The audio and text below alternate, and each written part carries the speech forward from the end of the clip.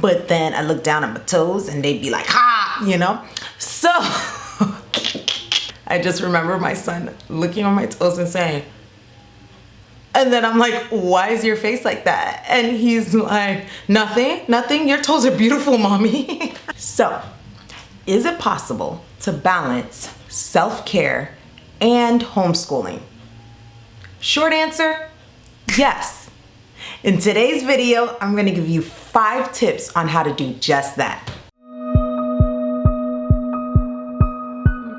Welcome to Plan, Prep, Pray.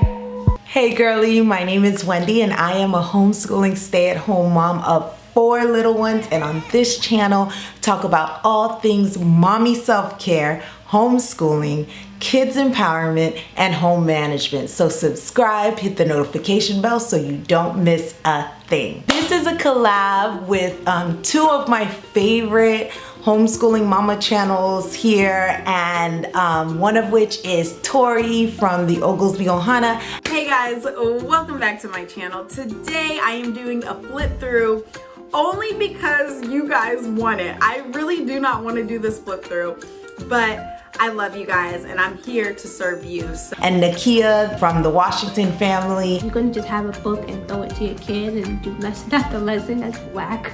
That's boring, you know. It's not gonna be no love, no fun, no spark in your homeschool. You know, you wanna make it your own. So I will link both of their channels down below. Check out their videos on how they balance homeschooling and mommy self-care. I mean, can you have enough wisdom on this subject? I don't think so. So please check them out. Fill your brains up with just how to really take care of yourself and be able to do this homeschooling thing. So I've gone days, and I'm not gonna tell you how many days, but days without taking a bath, but homeschooling was done.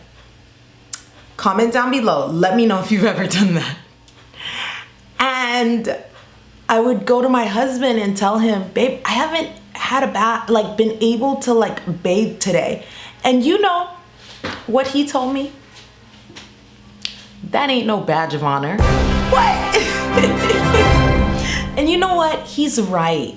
It's not a badge of honor to not bathe, but homeschooling's done. When it comes to homeschooling, it's not good to lose yourself within the homeschooling. It's not a good thing. It's not good for your children to see that, and it's not good to always be running on empty. And I say always because there are seasons of life, like having a newborn, having a sick family member, being sick yourself. There are seasons of life where you are running on empty, but it's not good to always be running on empty. And honestly, you need to bathe. It's really important to bathe. I'd even say it's more important than doing homeschool. It's so important to fill yourself up before you can fill others. So now, how do you do that? First thing is, you have to spend time with your girlfriends. You have to have an opportunity to vent, to get things out, and yet at the same time, have women, like-minded women, pour into you and speak life over you. That is such a vital and important aspect of my life that I don't know where I would be without the group of women that I surround myself with and that are constantly pouring life and truth and value back into me, and hopefully I do for them the same as well. Now, I understand it can be really difficult to find women. Maybe you don't have women in your area. Maybe you are surrounded by a lot of negative women. So I recommend, I know, weird, Facebook and internet wise, that they have these different apps and they have these different Facebook groups with different mom groups that you can use to link up with people in your community, or even just online to just be on the safer side because people crazy.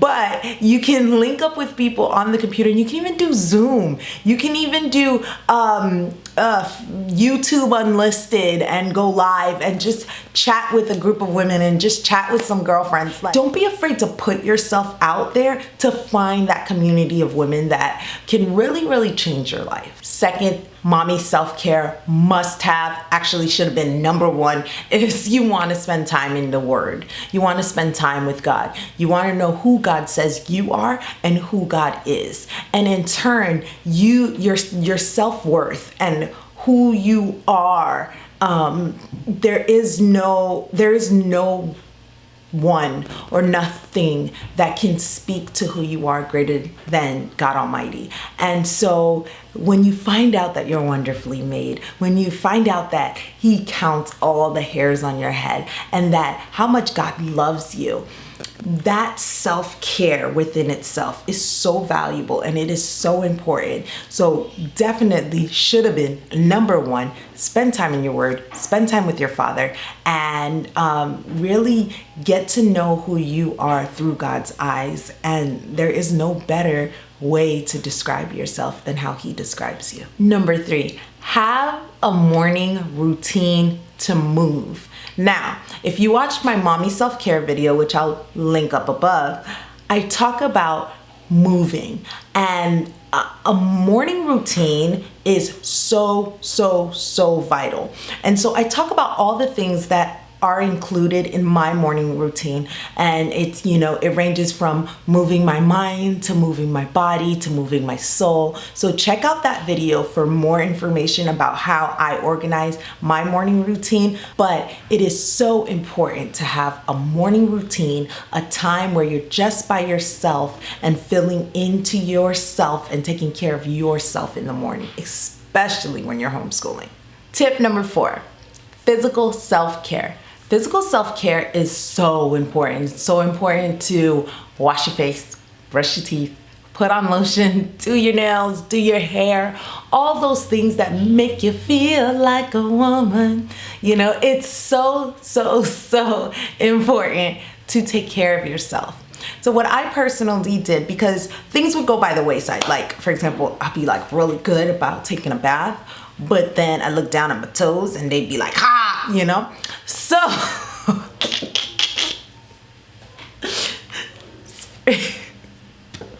sorry, I just remember my son looking on my toes and saying, and then I'm like, why is your face like that? And he's like, nothing, your toes are beautiful, mommy.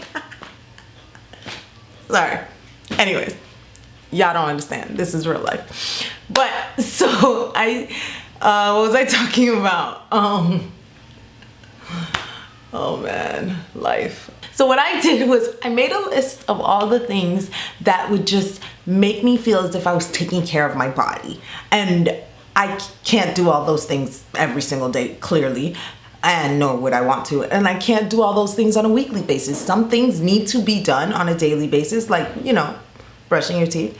And some things can be done on a weekly basis, like doing your hair, doing your nails. And so I literally wrote down all the things that I wanted to do to consider, to feel as if I was taking care of myself, wrote down all those things, and then set them on a day. Like I was like, you know what?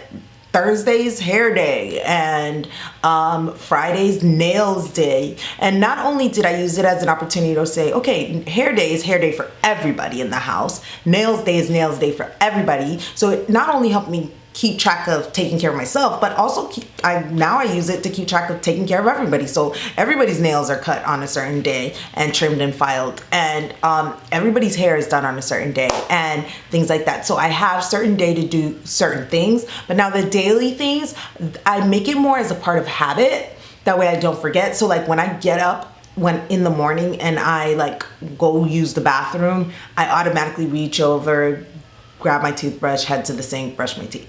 So it's just habit for me to brush my teeth in the morning, or after I work out and I just jump straight into the shower. When daddy comes home in the afternoons and he takes the kiddos, it's always like my shower time, my spa time. So I just make it a habit. to do these certain things every single day. After I get out of the shower, I always lotion up and this, that, and the other. I just make sure that I allow the time for it. So for example,